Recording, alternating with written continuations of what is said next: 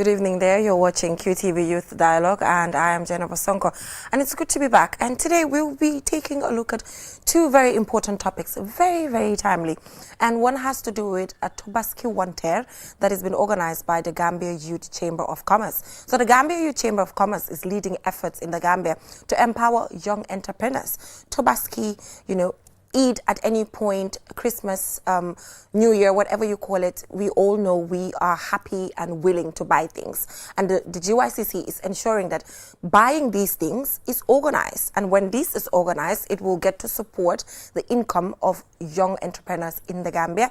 And I am joined by the Vice President of the Gambia Youth Chamber of Commerce, Nena Guloba. Thank you so much for joining me on the program. Thank you, Jennifer, for having me. It's nice to be here.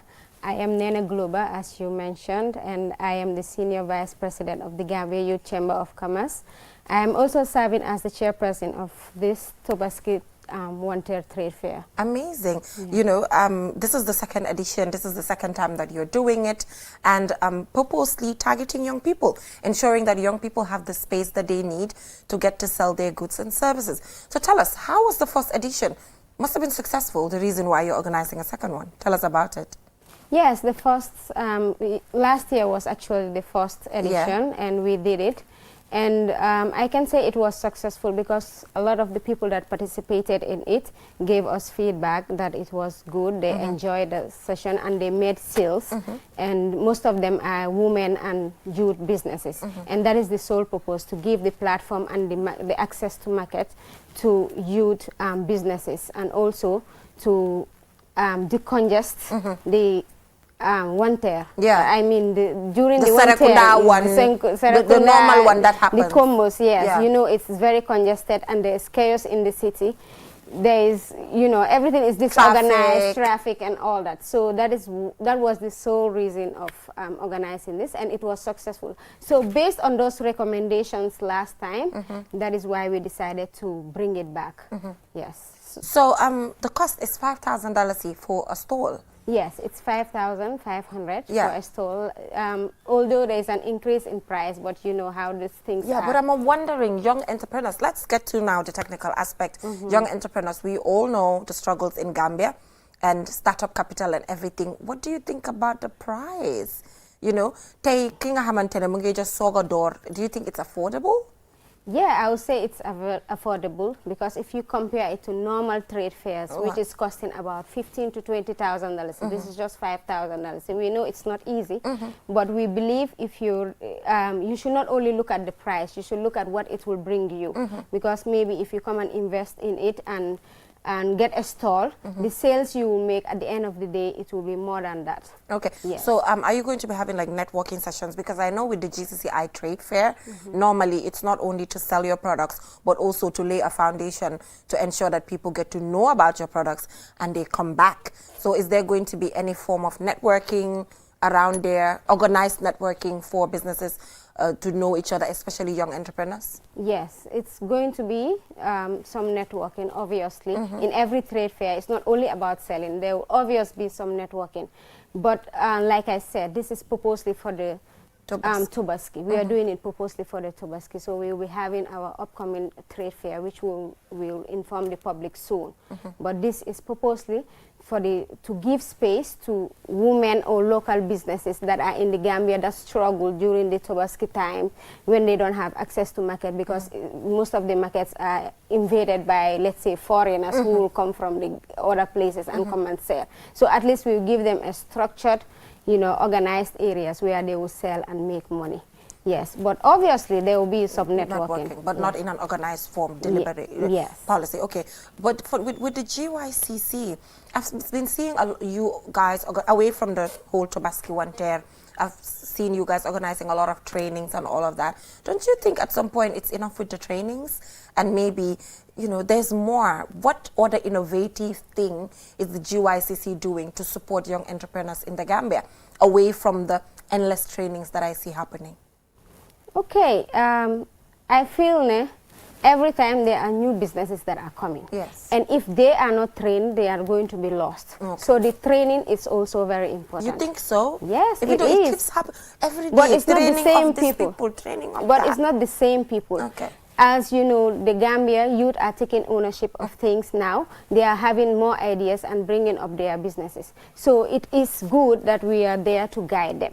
Because if you do not guide them, obviously they will get lost. And we know how business is. It's not an easy thing to get into. So I would say trainings are equally important. It's okay, but what other innovative thing is the GYCC also doing to empower these young entrepreneurs in the Gambia? Do you sometimes look for, opportunities for seed fundings, grants to support them? Yes. Is that an area you're also looking into? Yes, we are into that area because we give our members, like when they are registered with us, we give them access to finance. We help them secure loans and grants. So we have had a transition period. So right now we are just trying to organize ourselves more and see. There are a lot of things that are coming on which I cannot mention, but obviously you will see us because we come with innovative ideas. Last year we even had the Skill Rise Forum where we gave the opportunity to businesses that are involved in skill things to come and showcase what they have, which was funded by the Chinese embassy. So there are other things that are coming. And like we keep innovating. It's not only about training. We give access to markets. We help our members secure funds. We help members to attend, capacity building trainings and other things. Yeah, but also I've observed that there's a gap, in young entrepreneurs when it comes to sustaining businesses. I mean, during these trainings, how do you ensure that this is actually, because every young person wants to start a business. Because, for example, I am a salary earner, and I understand that just getting a salary at the end of the month, we all know it's not enough to even. We live in Africa. Danga wara just sa yai, danga wara just sa papa. You have a family to take care of. You have to dress up. You have to do this. And as young people, sometimes swing buga buga idafte munabari because we're young anyway. So sustainable businesses. Now the market seems so saturated. So what do you think is the challenge that exists when it comes to innovating new things that are sustainable? There's some sort of a gap. I'm just asking this as a young person, your general opinion, because you're in the business space.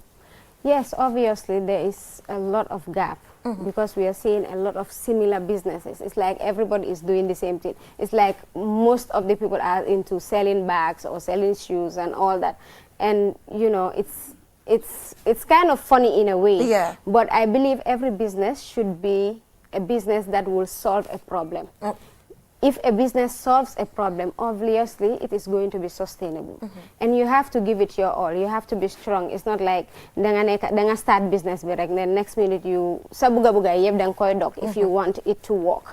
Yes. So I believe just make sure you get a business that is solving a problem.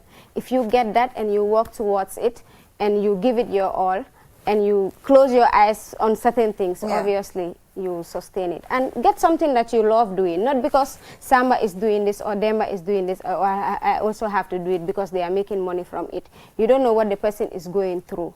So basically so it has to be passion driven. Yes. And also it has to be something solving a problem. solving a problem. Because like I said, young people now, they're taking over the business space with, several things that, they innovate or they do, but then sustainability remains a problem. Today, somebody is doing this business, tomorrow the person is not doing it anymore because it was not sustainable, because like you said, it was not passion driven and all of that, which becomes a challenge. So what are some of the intervention areas of the GYCC, apart from training, organizing Tobaski Wanted, and organizing even a bigger trade fair that caters for beyond young people? What other intervention areas? So we are encouraging people to go into skills. Okay. Yeah, because recently we have been signing MOUs with other skill centers such as the Gay Nyoro. Okay, I saw SOS Children's Villages today. Yes, SOS Children's Village and all that. So those are some of the things that we are working on. Okay, so skills acquisition is also an area that you're looking into. Yes. So back to the Tobaski Wanted. What is special about this year's? What is going to make it stand out from last year's, Tobaski Wanted? Yes, like I said, based on recommendation, this year is anyways, last year it was more of a partnership, but this time we are going to collaborate with the market union, and it's like solely organized by us. Okay, you partnered with the GCCI last year. Okay. Yes. So it's solely organized by us, so that is what made it unique. Okay. And you're taking ownership. We are taking ownership because it was our idea, and we came up with it. So we're taking ownership, and you know, we are going to collaborate obviously with the market union. So which market union? Serekunda or? Yes, because it's going to be done in the Combos for now. Yes. So we're going to collaborate with them because the main purpose, like I said, was to decongest the market and have this place here. And last year, we did not have all these artists and all that. So this time we are going to bring all those things here. To make it a big deal. So, and it's going to be of a period of a month or? No, just the Tobaski, the 2 weeks, like when we say one ter, you know, obviously one ter happens between 2 weeks, 1 week to 2 weeks. Okay. So that is going to be from on the 19th to on the 6th. On the 19th of which? Next month? Yes. Okay, yes. 19th of next month to the Tobaski itself. Exactly. Okay, so I think this is an opportunity for young entrepreneurs in the Gambia to go and explore this opportunity. Sometimes, like you said, it's beyond just selling their goods and services, but also networking to build things and specifically targeting young people. Go get a ticket for 5,500. Yes. Ah, they can be made yeah, so go and grab it and, you know, take it as also a networking opportunity rather than just selling your goods and services on there. But thank you so much for joining us, Nene. What are your final words to young people, young entrepreneurs in the Gambia? Yes, I'm just saying that they should not be discouraged and they should take every opportunity that they see.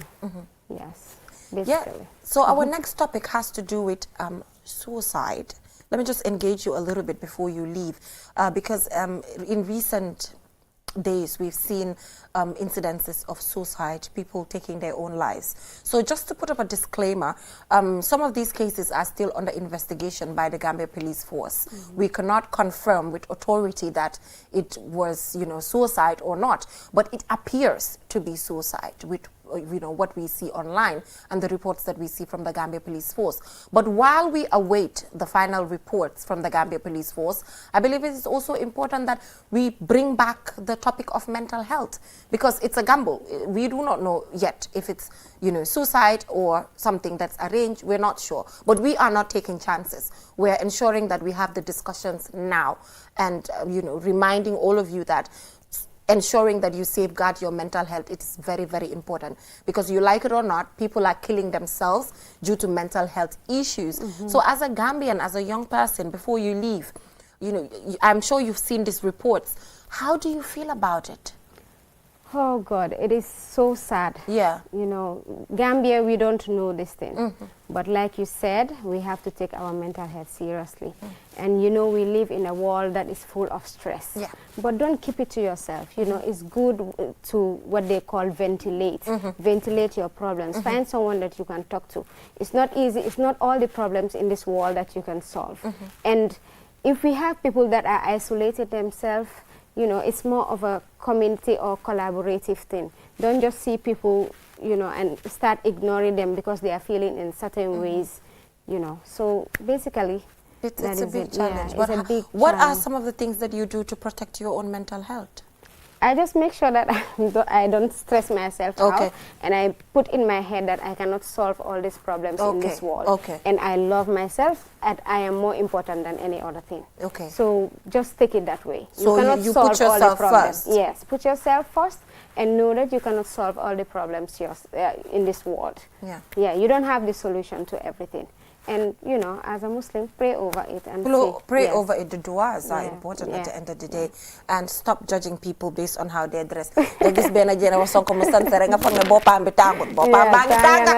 don't be judging people. But some people are walking dressed and all that. And next minute, they kill themselves. It's happening all over. So I'll be joined shortly by Mariama Cham. So Mariama Cham is a trained social worker. She's been doing this for the longest time ever, and she's been on the show before. She's talked about mental health issues on here, and she's a young person and, you know, helping people to ensure that they put their mental health first, like you mentioned. So she will be joining me here. So we'll be having kind of a rejoinder of the previous program that we had, because it's necessary that we remind everyone, some of the tips that you can have to ensure that you get to protect your mental health. We'll be right back. It's easy to use, secure and convenient mobile app that allows you to carry out all your transactions. No matter where you are or what time it is, you can always access your funds. With the new QMoney app, you can cash in and out, buy credit, buy QPower, shop, make payments, and so much more. You can also send QMoney, pay bills, receive international remittances, and transfer cash to others. Just download the app from your Play Store or App Store and get started. For more information, call customer care on 133. QMoney, Sinu Kalpe. We innovate, others follow. The art of juggling is a true spectacle of agility, coordination, and speed. A symbol of progression, precision, and mastery.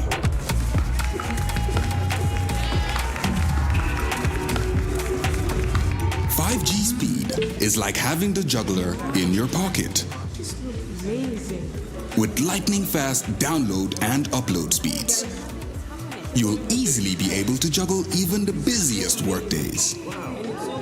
Whether you're a busy entrepreneur, a creative, or just someone who wants to stay connected, juggle your tasks with ease with QCell 5G speed. The future is here. It's fast, reliable, and efficient. First brought to you by QCell. We innovate, others follow.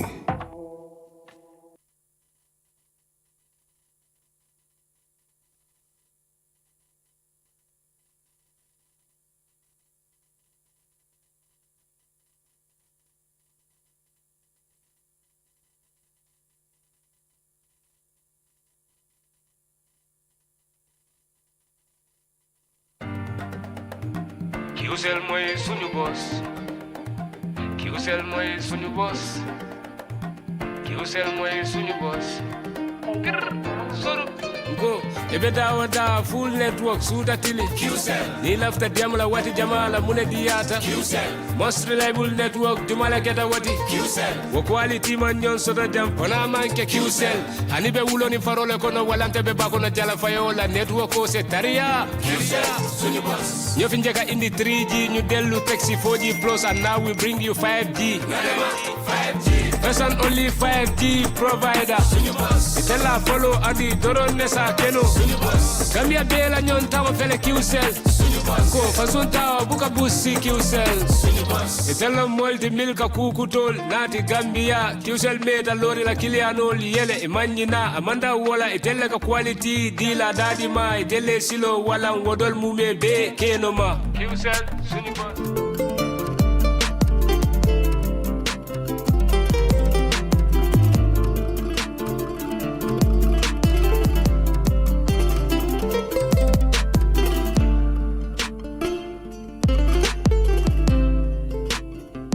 Welcome back from that short break. If you're just tuning in, you're watching QTV Youth Dialogue, and I am Jennifer Sonko. So, Mariama, welcome to the program. Be the new Olafal, because the people who are affected are from the farthest places, some of them, and we just want this information to reach everybody. Ñëwoon nga fii nii about months ago, ñu wax about mental health issues ak nit ñi nga xam ne ñu ngay xaru te yow you're trained pour cancel nit ñi. And yéen a understand lan fan la problème bi di jógee fan la dee commencé ak yan solutions lañ mën a teg pour ñu ensure ne mental health issue bi daal ñu handle ko and people ñu get to understand maa ngi laa dalal si programme bi. jërëjëf Jeynaba kontaan naa rek di ñëwaat fii nii si Youth Dialogue bi te topic bu ñu waxtaanee tamit am na solo because mental health soo ko déggee mooy ñi nga xam ne xëy na dañ am feebar bi nga xam ne dafa ñëwee si feebari xel léegi tamit nit ñi nag dañ foog ne suñ ne mental health rek dañ foog ne comme xëy na ki nga xam ne mu ngi si mbedda bi simeeku wala ki nga xam ne mu ngi si mbedda bi di xeex ak a dóore waaye lu ñu war a understand mooy everybody that is living, you're going through mental health. Whether wax nga ko wala waxuloo ko. Whether you still feel denial, because am na ñoo xam ne tamit bu leen dalee duñ ko dee nangu. waaye da ngaa gis ne mental health mu ngi dal ñëpp si sa njëlbeeni waxtaan bi yaa ngi doon wax ne di nga gis koo xam ne mu ngi solu bem rafet comme for exemple yow xëy na ku la gis dina ne kii moom mu ngi si jaama yëgu dara fekka yaa ngi go through a lot. And talking about the topic of discussion, especially with suicidal thoughts yi nii dafa am solo trop pour ñu waxtaanee ko. léegi naka la dee ñëwee pour tey doomi aadama mu toog xalaat ne dama war a rey suma boppa because xam nga boobu mooy the last. waaw xam nga tey mun nga jaxasoo ngay xalaat lu bari di isolate sa bopp waaye naka la dee àggee ba dama war a taka buum xang suma boppa ma dee comme how does it reach there naka la dee àggee. gis nga am Jenaba balaa ñu dugg foofu sax. am na yeneen yu war a jiitu. one thing about suicidal thought. suñ ne suicidal thought si kàllaama olof mooy xaru. waaw. te da ngaa gis ne force fi mu dee dooree problème bi fi mu dee dooree mooy si kër gi ak society bi. because most of the time dañ dee bugg a caaxaane ñeneen ñi seen waxi. comme tey su ma ñëwee nii taxaw suma biir kër ne man suma dunda bi sax amatul njëriñ dama war a xaru dee. ñuy ree. nga dégg deeyal xanaa yow ñu dee yaa leen gën. those kind of words xam nga. te loolu dañ ko dee dégg suñ community si de. waaw nga dégg ni soo dee yaa xam kii dafa réew. xanaa baameeli moom ñu ngi fi de.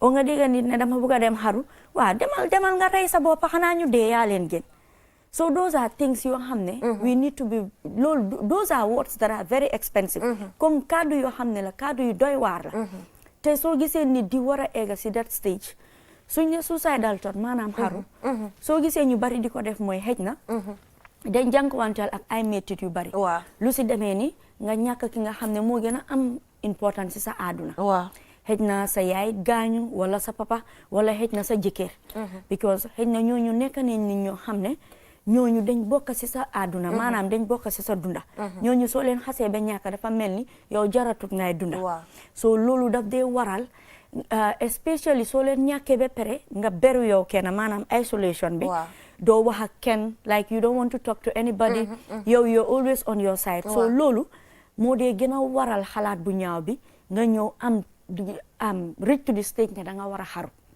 loolu number one la so beneen bi mooy ñi nga xam ne xëj na den jànkuwanteel ak ay métit lu si demee ni réeb ñi nga xam ne dañ daanu seen kaw ñi nga xam ne dañ leen siif especially su dee daf la daloon time yi ndaw nga dem ba mag soo ko realize fàttaleku ne lii daf la daloon so loolu yow doo dee xalaat dara lu dul xaru because yaa ngi xalaat ne lu tax kii di war a jël suma ndaw li tax kii di ma war a def lii ak lii ak lii ak lii an lu si gën a métti mooy ki nga xam ne mu ngi la ko def bokk ak yow benn kër wala saa su ne yaa ngi koo gis loolu tamit bokk na si li nga xam ne daf dee waral nit di xaru beneen bi ñëw na si comme gender based violence maanaam méttital doomi aadama du si jigéen rek waaye góor wala jigéen ndaw yëpp dem nañ ba di wane góor waruta jooy xam nga foog ñu gëstu because report yi xaru yu ma gis nii góor la waaw recent times am na xaru yuñ gis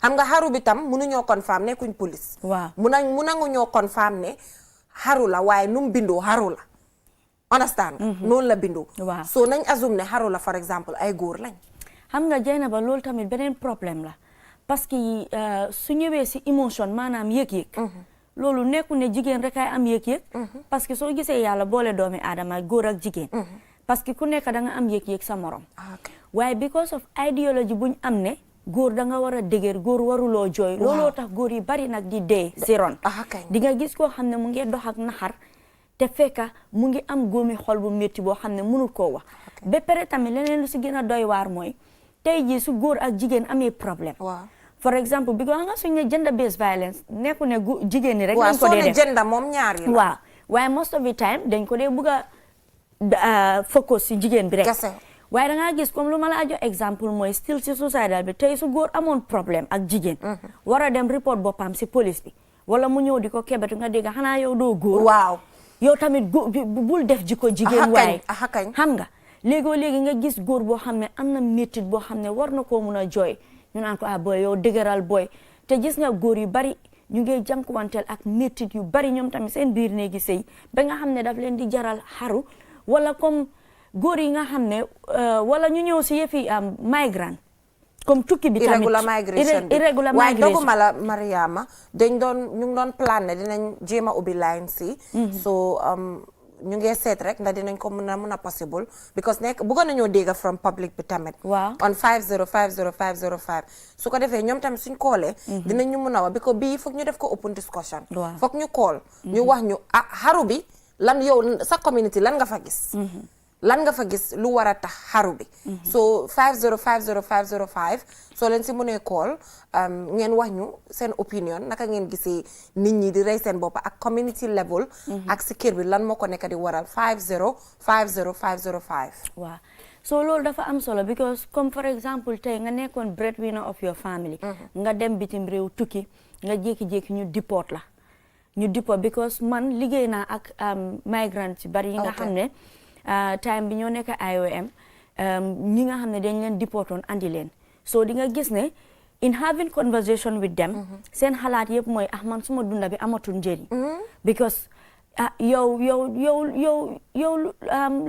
lu tax ngay xalaatee noonu sister yow xam nga ne man fii awma fi place xam nga man maa de defal lii suma waajur lii ak lii ak lii ak lii so loolu de waral xale yu góor yi bari tey nga gis leen si mbedd bi ñuy doxantu loolu sax moo gën a yokka the use of drug in our community parce que tey jii da nga dee am stress boo xam ne especially male side bi ñoom suñ amee stress rek drogue tux la taay beeg yooyu noonu so loolu because yaa ngi xalaat ne man lu tax may war a dunda yaa ngi understand te loolu bokk na si loo xam ne society bi we tend to just ignore nga gis ko romba kii bàyyi leen ko dafa xamadi xamul boppam xam nga même si suñ biir kër yi sax da ngaa gis koo xam ne mu ngi am lu ko naxari stress instead of nga try nga confront the person laajte ko lana la jot tey moom indeeti na jikko de bàyyi leen ko noonu so nit ñi tamit waaw am nañ benn call si line bi pour moom mu wax ñu opinion am salaamaaleykum anti na nga def naka nga tudda ak foo ñoo koolee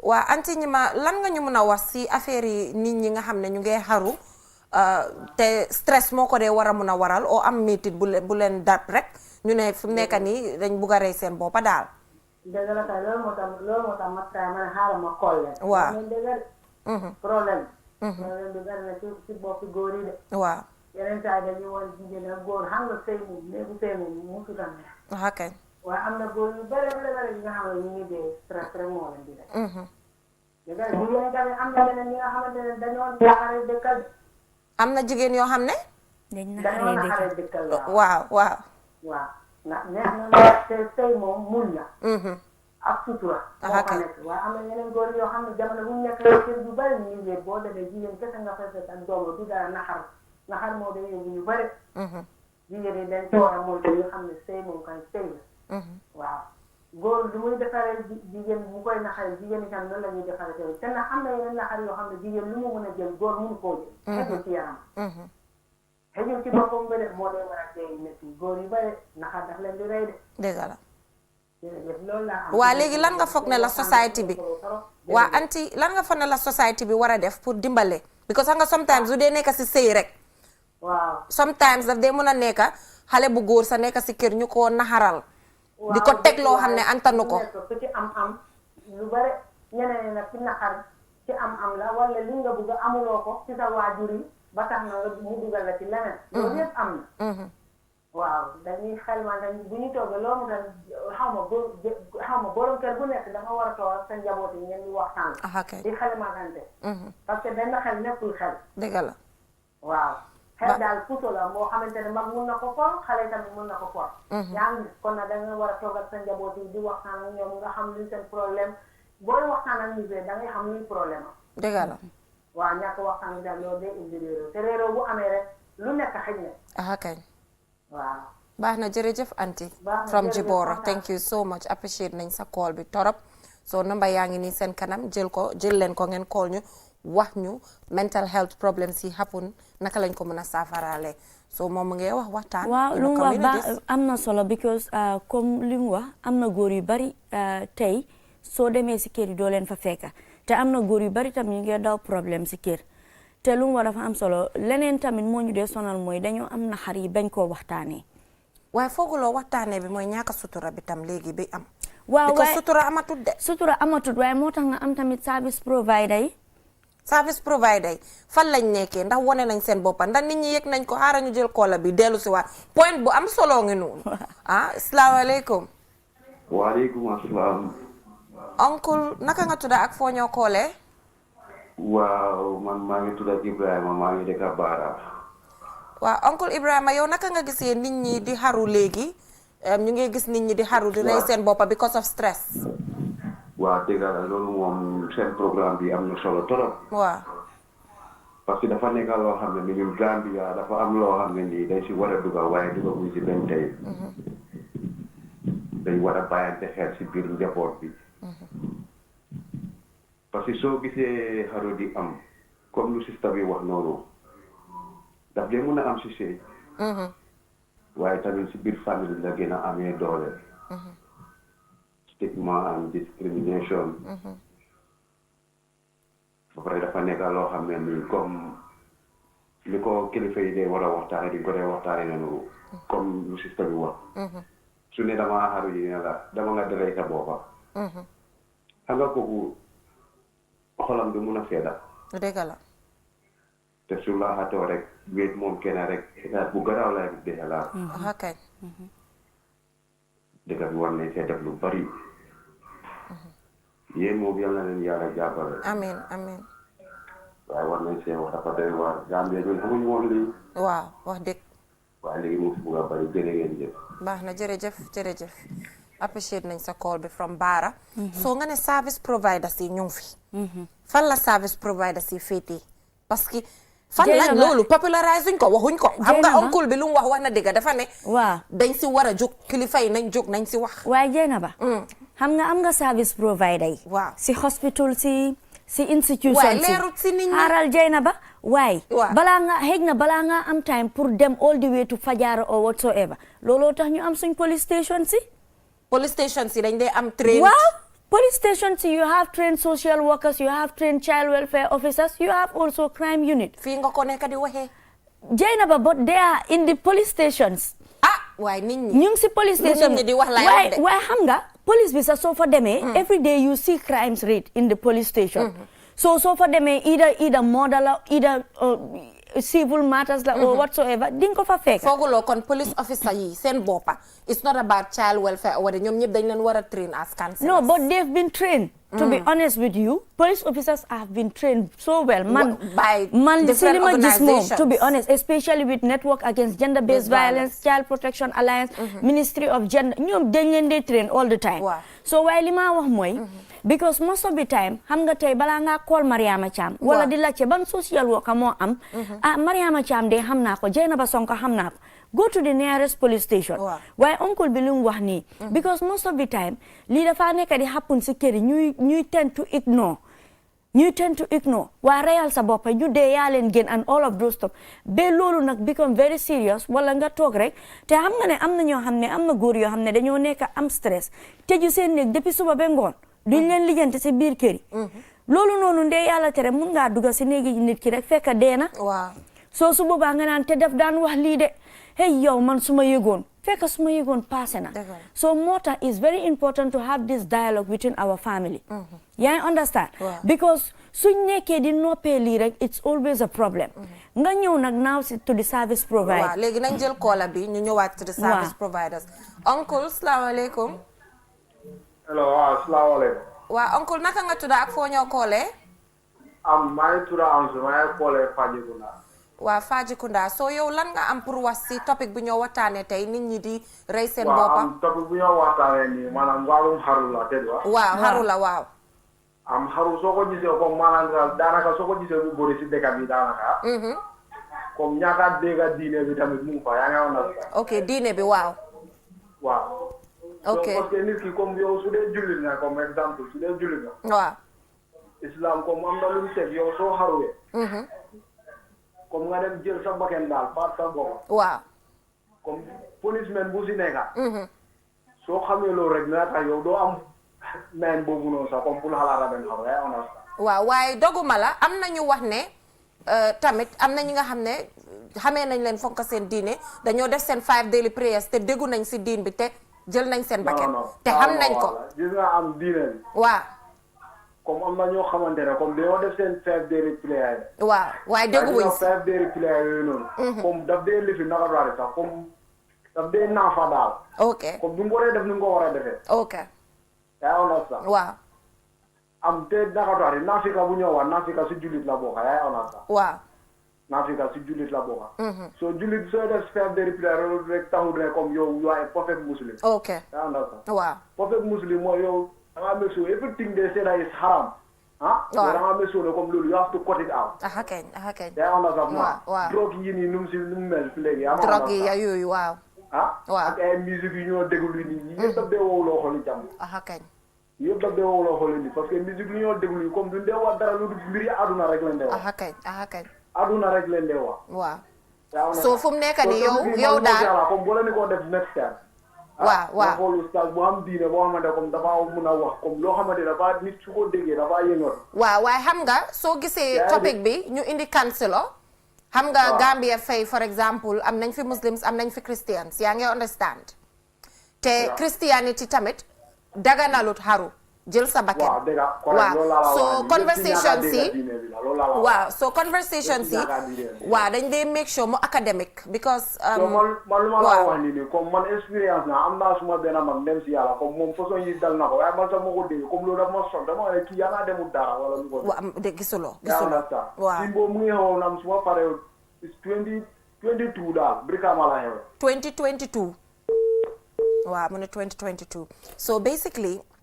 comme li ma doon ko doon explain xam nga Gambia tey am nañ fi muslims am nañ fi christians so dañ dee try pour strike a balance when it comes to topics yu mel nii dañ dee try ñu gën a xëj na focus si academic side bi su ko defee lu mu wax dëgg christianity islam benn si ñaari religion yi daganalut xaru te même sax si suñ jumaa yi every Friday prayers xutba yi ñu dimbale ñu dañ dee xutba waaye comme ni nga ko waxee xam nga nit ki mun ngaa jàng sa diine xam li yàlla wax ne xaru baaxut yet still nga xaru yëpp dem na ñëw na yëpp si ñàkk a waxtaan bi la waxtaan waaw nit ki soo amee lu la naxari voice it out nga wax ko waaye Jaynaba I am telling you this for free ñun ñi nga xam ne we are working with people every day sometimes when you have a client for the client to open up becomes a problem fooguloo suñ culture bi tam bokk na si loolu la because culture bi mu ngi laa wax ne nit dangaa am sutura xam nga foofu laa nekk di waxee because culture bi already taam na góor ne gaynde la warta jooy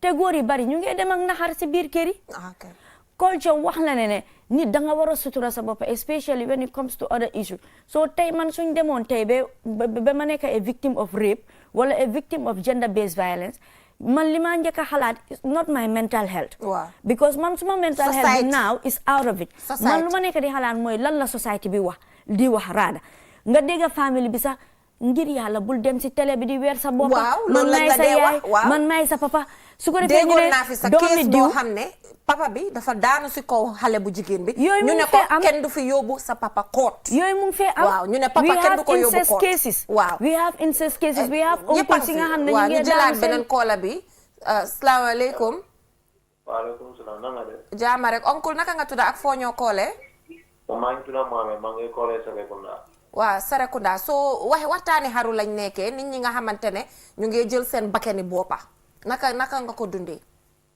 non dafa métti ndax dëkk bi tam nu nekk di demee la xam nga dëkk bi naka la nekk di demee ndax am dugg si bag yu nekk di dugal bu mu xaru bi jël play tamit ok ndax am mboy te ñoom seen boppam moo ko leen dugal suñ bëggee ñu ne UC du mun a jënd façon drogue si yooyu so ñan nga foog ne ñoo ko nekk di dugal drogue si dëkk bi nga ne noomi neen rek la noom ministre yi noo am neen si loxo daal su ak stress bu bokk bi daal waaw bu ko dem léegi daal di jiitu ne xam nga ok so moom am na allegation bu méeg foofu noonu mu ne ko moom méeg na allegation bu doy waar parce que mu ne government am nañ loxo si drogue yi nga xam ne ñooy dugga si biir dëkk bi loolu nag leerul ñu ñun waaye xam nañ ne government am nañ di National Drug Law Enforcement Agency te recently amoon nañ fi benn case bi nga xam ne ñu ngi waroon a lakka ay drogue lakkuñ ko ñu am yuñ si génnee lakka some fake drugs mu ngi si court bi tey rek read naa ko si news bi Drug Law Enforcement Agency cocaine case bi read nañ ko xam naa ne nag ñoom seen rôle mooy pour protect waaw so government nag amaguñ si evidence bu tegu bi nga xam ne jàpp nañ fi ministre o leneen bi nga xamante ne waaye dafa ne daal borom na ba tànka yi bokk nañ si ñuy dugal drogue bi si dëkk waaye da nga gis ne xam nga ñun right now suñu rôle mooy is to advocate for people to take care of their mental health even use of drug bu ma wax ni how do we ensure to minimize or to even sensitize youths ne ñoom ñu bàyyi seen xel si when it comes to the use of drug because xale yu ndaw yi sax dañoo use drug te loolu noonu yëpp peer influence ba pare du drogue bi léegi dañ am boo xam ne si kaas la si biir clubs yi loolu am ay kaas ay bubble ay whatever yeah because the thing is the pressure that many young people are getting from the home xam nga tey nga nekk si kër yow tekkiwuloo dara xam nga dafa am yenn kàddu yoo xam ne tamit ñu ngi ko wax suñ ndaw yi si biir kër yi dañ ko war a bàyyi xel because loolu daf dee sabablu youth si di dem di xaru wala di involve themselves into certain things waaw ñu jël kii next caller bi salaamaaleykum waaleykum salaam oncle naka nga tudd ak foo ñoo koole waa léegi yow affaire yi xaru bi nag si biir naka nga ko gisee comme nit ñaa ngi stress mental health issues yaa ngi bari waaw man moom lu ma wax mooy youth yi naka leen manka ok lu nekk ci aduna fiit la rek waaw man ma fiit la rek comme ñu koy fii nii comme diin bi la yaa man naka diin bi la yaa man diin waa diin bi diine bi nit ci wàllu sa diin nga understand predestination lu dee demee predestination waaw man si man comme naka la wax sax stress waaw stress ok because nit soo éwee tey you know you comme da nga dee am lu bari ma stress waaye dem yow yaay xam nag ñaar pour ok voilà de yu si man ñun wala gis sax ñu ngi réglé boobu daa ngeen si gis waaw les conscious dara des jot ngeen su xalaatee ñu bëri ñu tira si lopitaan tey ñeneen ñuy tira si lopitaan waaye fooguloo yow xëj na di nga ko gisee noonu waaye ñoom lu ñoo dunda seen biir ak yow naka nga leen gisee yow mun ngaa wax dara jotu leen parce que yaa ngeen gis ñu ngi solu ñu ngi enu seen baag di liggéeyi waaye fooguloo yow lu nekk seen biir waxuñ la ko doo ko xam waaw xam nga lu nekk waxtaanee bii da ngaa mën a waxtaanaa comme jaam yëpp si bi ñu dara ñu su waxtaanee bii bi rek comme yëpp lay ëpp ko ok léegi nag yeneen yi ëpp ko dëgg la so da nga xam ne lii lu ma dal de yàlla kañ xam nañu ne comme yàlla daf ñuy jox yëpp express waaw understand man comme ñu ne am ñu xamante ne di avec conscience ñu mën a toog di kër di ñëw nga ne ngam si def waaye bro dafa mel ni suñ kansilo bi fii du juboo ak yow de oncle parce que mu ngi yënga suñ kansilo bi fi toog nii suñ social worker bi dafa mel ni moom juboo àndut ak yow de xam nga man comme man ma war a ji comme man si yoon bi laa war a seet waaw ok waa baax na léegi yow jërëjëf si sa call bi xaaral moom mu tontu la so Mariama yow lan nga am pour wax si argument am moom xam nga nit ku nekk da nga am sa xalaati boppa waaw te orugaay nuñ ko dee waxee kenn du wax ne yow li nga wax correct waaw ku nekk ak sa ideology ku nekk ak sa idea and it will be respected waaye ñun si perspective bi ñoo jàngale mooy même ñi nga xam ne sax xam nañ seen diine bi di ko jàngale sax dañoo go through stress dama bëgg pour ñu understand ne su ñëwee si yëppi mental health ak suicidal thought yii nii yëpp mun ngaa gis ki nga xam ne jàng na bu religion bi ak christianity bi waaye fekka xam nga naxar moom comme noo ko waxee tey di nga gis ku solu ba mu rafet nga foog ne nekku di am lu ko naxari te fekka mu ngi koo am yëfi dem na ñëw na yëpp jàngalante la ak dem waxtaan su dee man tey même ustaas la te maa ngi am lu ma naxari war naa mun a dem si suma moromi ustaas tooga moom ne ko man de lii ak lii laa génta wala lii ak lii laa xalaat waaye wala lii ama naxari because daf dee am sax si suñ diine bi léegi man dama di gis ay vidéo yoo xam ne amaana xëy na suma jàng àggut foofu waaye dinaa ko seen ñi nga xam ne xëy na seen xam-xam a gën a màcca man suma bët man laaj leen ko ñu waxal ma gën see mun a jàngi xam nga àdduna bi yëpp jàngalante la waaye comme pour wax ko rek ne nit ki mun ngaa jànga ak noo munti toll nga dem stress comme la jombut kenn daal stress ak xaru jombut kenn te xam nga xaru comme li ko dee waral mooy naxar bi ak yaa ngi ko téye si sa xol ba pare mu nekk am ñu dee wan ne xaru warul laa jaral dara warul laa jaral xaru kaddu boobu naka nga ko gisee daf la dalut wala waaw xam nga man li ma dee wax mooy soo déggee nit di wax ne waaye ñii lii moo tax defuñ lii wala kii lan moo ko war a jaral si àdduna muy xaru fekk daf la dalut xam nga doomi aadama fekk dara dalut la doo ko dee xam comme just pour sif attention tuuti rek recently xam nga ñu ngi daaneel am na ñu nekk di daaneel seen kër yi boori Saalaaj so maa ngi go through on the social media te maa ngi gis ay maire ay borom kër kilifa di jooy so man maa ngi imagine tey lii su naroon a nekk suma waajuri yaa ngi understand so ma binda dara rek am ki ma reply ne ma waaye ñi tamit ñoo ko tey ñu xam nga so waaye ma xam ne xëy na moom xalaatam la waaye pour wax nit ñi rek ne dara su la dalutee doo mun a xam lan moo fa nekk ak lan mooy góomi xol comme dafa mel ni tey rek nga toog gëmloo ne góor warta jooy pour lan góor di jooy waaye dafa fekk góor gi amul na xar boo xam ne métti na ko benn façon métti boo xam ne tey jaral na ko jooy te tamit one thing jeena ba nit ñi buñ dee xeebal nit ñi seen problème am na fi de dangaa gis ku xeebal nit problème nit ki bul ko dee xeebal problème kii lu ndaw lii muy lii nit ki bul ko dee ba pare nit tey sax mun naa ñëw ne man de dama feebar wala for example ne dama am menstrual cramps because loolu su la dalee danga dee mun a am stress nga dégg ñu naan la nga ne lii jigéen la ku nekk jaar nga si mbaa nga feebar sa dem si lopitaan man I can remember bi ma nekkoon lopitaan ñu ngi ma admit suma goro mu ngi maa jàppale di ma dimbale waaye xam nga health care provider bi ñëw ma ne yow doxal yow sa morom mi dañ fi dee nekk within 3 days ñu dem doxi seen soxla so suma goro dafa am pour wax ko ne waaye yow xanaa da nga xam kii lu nekk si yaramam so come just to tell people that bu leen dee xeebal nit ki waa léegi ma laaj la thank you very much boo waxee loolu xam nga danga ne service provider si ñu ngi fu nekk waaw tey nurse boobu service provider la war a nekk xaaral ma moo tax ma waaw mais ñu uyu kii ñu dellu si waat si service provider ku nekk problème am bu ko ko xeebal kon si service provider si seen boppa dañ war a taxaw ñoom it salaamaaleykum waaleykum salaam Diallo. naam. maa ngi. jaama rek naka nga tudda. man Mohamed laa tudda maa ngi xoolee Brika. waaw so lan nga am pour wax si suñ topic bi tey. man kay duma am pour wax fii nii moom kay. kii système bi lu mu nekk di wax dafa am solo fii da ngaa gis nit ñu koo xamante ne ni mu ngee toog waaw. loolu problème am sax. dafa bëri si dëkk bi. kañ. ba pare.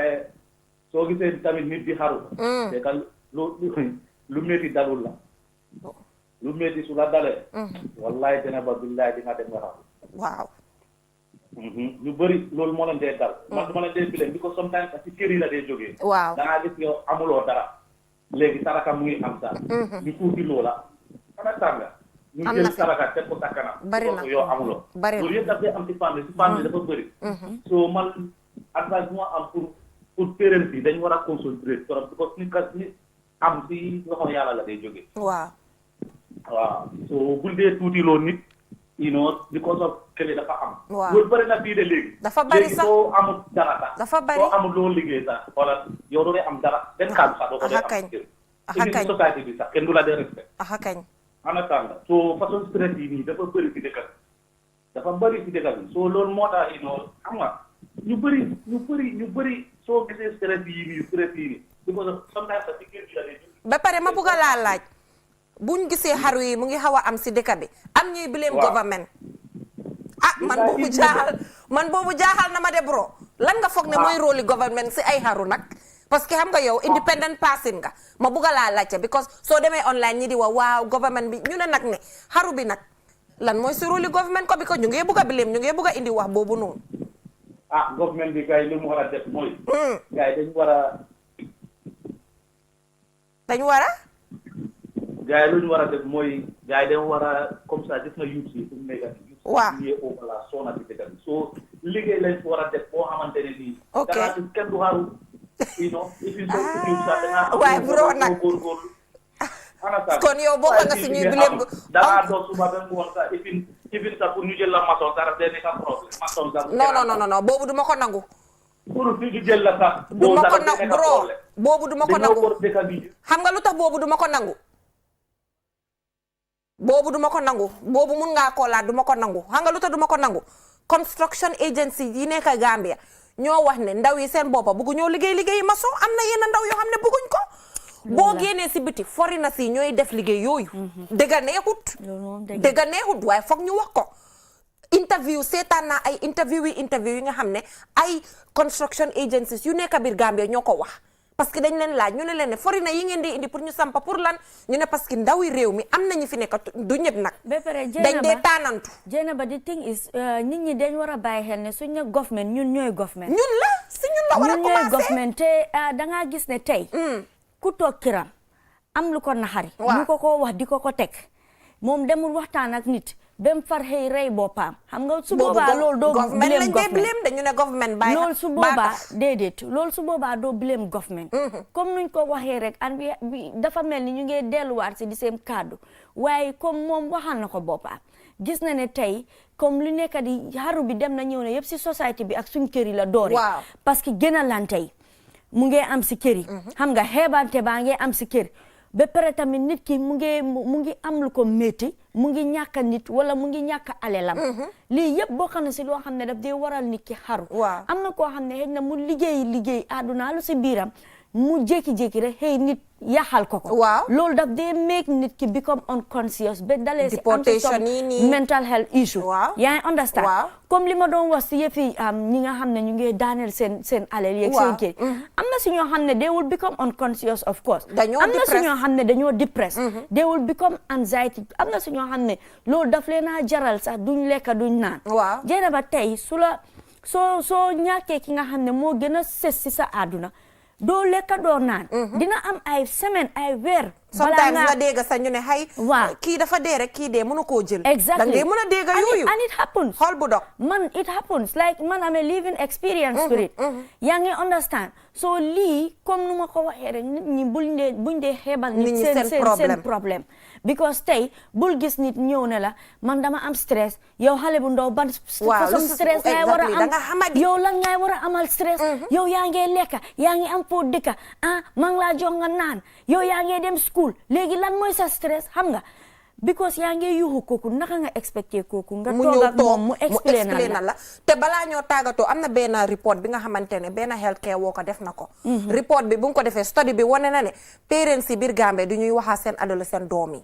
loolu la ba pare Jenaba xam nga si njëlbeen maa ngi la doon wax si yëfi service provider yi ba pare yow sa boppa balaa ñu doon commencé yaa ngi doon wax about judgmentality bi tamit maanaam comme nit ki nga gis nit ki rek yow nga conclude ne kii nii la mel yaa ngi understand so ñun ñi nga xam ne tamit we are service providers let us not be judgmental service providers si problème nit ki bul ko xeebal da ngeen war a am sutura sax and then the confidentiality bi is a very big problem especially at hospitals I will tell you this because ñun ñu ngi see liggéey tey soo gisee a lot of time you have a client nga war a wax ak moom he or she feel reluctant du la wax yëpp because mu ngi xalaat he or she feel so insecurity bi te gis nga looloo tax nag xaru bi dee gën a bari because tey jii maa ngi am lu ma naxari xam nga du ma ko mun a wax parce que su ma ko waxee xëy na ma dem place ñu ma joxoñ ma ne xoola ma kii and the worst of all is dangaa ne woon ni sa problème bul ko wax kenn de kooku dem mooy kaa bi